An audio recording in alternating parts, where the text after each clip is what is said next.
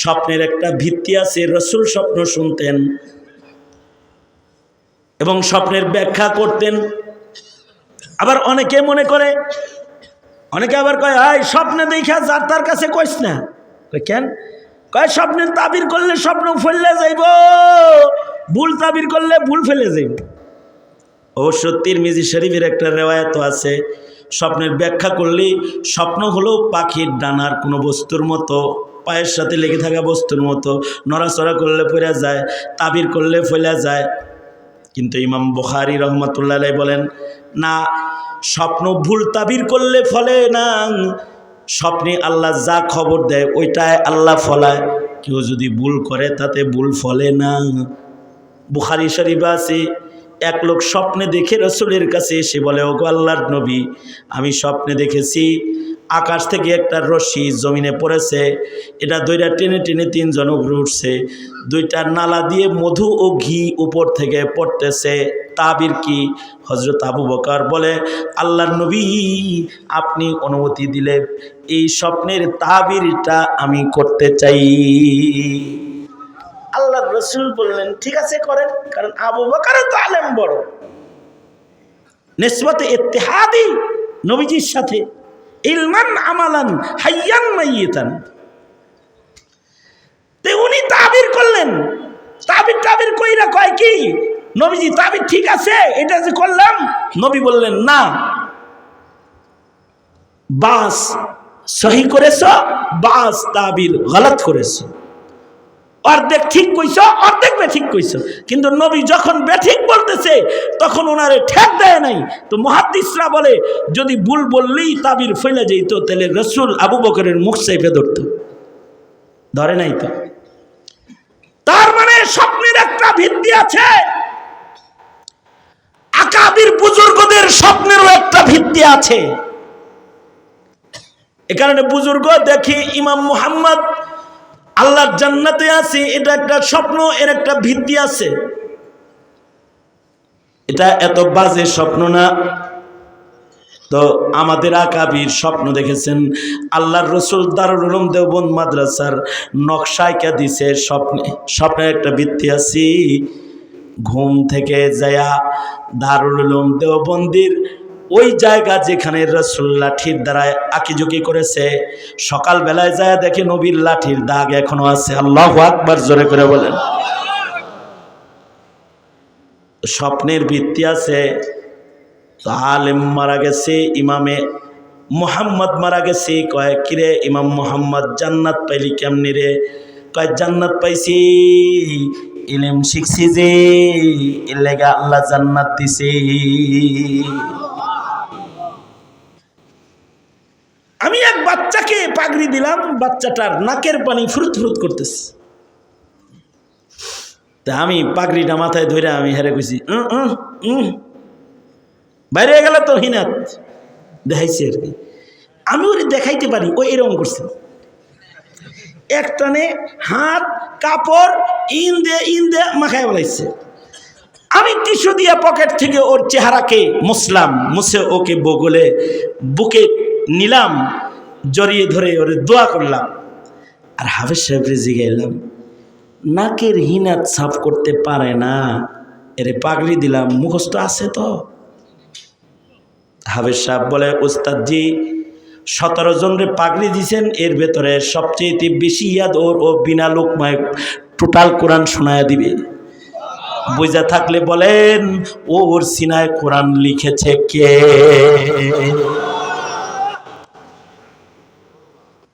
এই যে প্রতি বছর এখান থেকে হাফেজ হয়, ছাত্ররা দাওরা পাশ করে, ওদের সিনায় ইলিম আঁকে কে? আল্লাহ। কারণ এটা এই উম্মতের একটা আলাদা বৈশিষ্ট্য। কারণ নবীর পরে নবী নাই। কি নাই বলেন? আরো জোরে বলেন।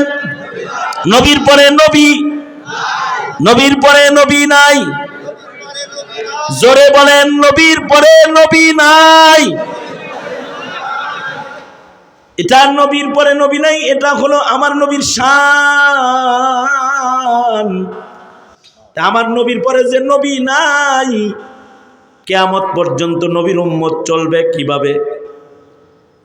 আল্লাহ তাআলা নবীর উম্মতের ভেতরে নবী পয়দা না করলেও নায়েবে নবী পয়দা করবে, যাদের সিনার ভেতরে আল্লাহ তাআলা কোরআন হাদিস সংরক্ষণ করবে, যাদের সিনায় কোরআন হাদিসের ইলম আসবে, এরা আল্লাহর কাছে দামি, এরা মরলে কবরেও আল্লাহর কাছে দামি, এরা হাসরেও আল্লাহর কাছে দামি। এজন্য আল্লাহর রাসূল বলে, কোন আলিমান, যদি পারো আলেম হয়ে যাও, তা না পারলে পরে আলেমের ছাত্র হয়ে যাও, তাও যদি না পারো তাহলে তাকে সাহায্যকারী হয়ে যাও, তাও যদি না পারো তাকে কমাস কম ভালোবাসনেওয়ালা হয়ে যাও, তাহলে ধ্বংস হইবা না। আর যদি হাসিনার মতো আলেমরে জেলখানায় রাখো, অত্যাচার করো, দেশ থেকে দেশান্তর শুধু হইবা তা না, কবরে হাসরেও খবর আছে। কারণ আলেম ইজ্জতের পাত্র, তাকে ইহানত করা যায় না। তাওহীন উলামা, উলামাদের তাওহীন করা কুফর। যারা উলামাদের ইহানত করে তাদের ঈমান নষ্ট হয়ে যায়। এই কারণেই এই দেশের মানুষ, এই যে রাত বাজে 2টা, আপনারা যে বৈশা রইছেন, আমাকে একজন আলেমে দ্বীন এখানে বসাইছেন, আমাকে আলেম হিসেবে সমার করেছে, এ কারণেই তো বৈশা রইছেন। এই যে একটা ইজ্জত আর সম্মান, এটা কিয়ামত পর্যন্ত এই ইলমের সম্মান বাকি রাখা উম্মতের জিম্মাদারি। যতদিন ইলমের সম্মান বাকি থাকবে, ততদিন এই জমিনে হক হক্কানিয়ত জিন্দা থাকবে। কারণ ইলম দিয়াই জায়েজ না জায়েজ জানতে হবে, বুঝতে হবে, হালাল হারাম চিনতে হবে, ঠিক কিনা জোরে বলেন। ইলম দিয়া জায়েজ না জায়েজ জানতে হবে, হালাল হারাম বুঝতে হবে। যেদিন আলেম থাকবে না, ইলম থাকবে না, ওই দিন জায়েজ না জায়েজ থাকবে না। এখনো কিছু জায়েজ না জায়েজ বাছাই করে উলামারাই চলে। কারণ ইন্নামা ইয়াখশাল্লাহ মিন ইবাদিহিল উলামা। এখনই আলেমরা একটু যাচাই বাছাই করে আলেমরাই চলে। সুতরাং জমিনে আলেম বানানোর সিলসিলা লাগবে। সুতরাং বাহির দিয়া মাদ্রাসা 83 বছর নয়, কিয়ামত পর্যন্ত লাগবে। ঠিক না বে ঠিক যারা বলেন, কিয়ামত পর্যন্ত লাগবে। কারণ কিয়ামত পর্যন্ত এই জমিনে আলেমের অস্তিত্ব লাগবে। আলেম যদি না থাকে তাইলে সমস্যার সমাধান হবে না। শরীয়তে ইসলামের সব কথা কালো কালো অক্ষরের ভিতরে নাই। শরীয়তে ইসলামের সব কথা কালো কালো অক্ষরের ভেতরে নাই। কিছু কথা কালো কালো অক্ষরের ভেতরের যে জাওয়ামিউল কালিম নবীর ইলমের দরিয়া আছে, ওই দরিয়ার ভেতরে ডুব দিয়া বাইর করতে হয়, যেটা ফকিহ আলেম ছাড়া বের করা সম্ভব নয়। উদাহরণ 3টা। একটা উদাহরণ, এক লোক নিজের বউরে বলছে, তুমি চাঁদের চাইতে সুন্দর না হইলে তালাক। সরাসরি কথাটা কোরআন হাদিসে নাই, কিন্তু ইমাম আজম আবু হানিফা কালো অক্ষরের নিচ থেকে কথাটা বের করেছেন। ইমাম আজম আবু হানিফা বললেন, এমন কথায় বউ তালাক হয় না, কারণ মানুষ যাদের চাইতে সুন্দর কথাটা কোরআনে আছে। লাকাদ খালাকনাল ইনসানা ফি আহসানি তাকওয়িম। যাও, বউ তালাক হয় নাই। মাসআলাটা আলেম বের করতে পেরেছে।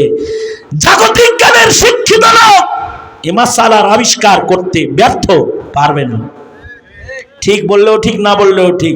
জোরে আওয়াজ করে বলেন ঠিক না বে ঠিক, জোরে বলেন।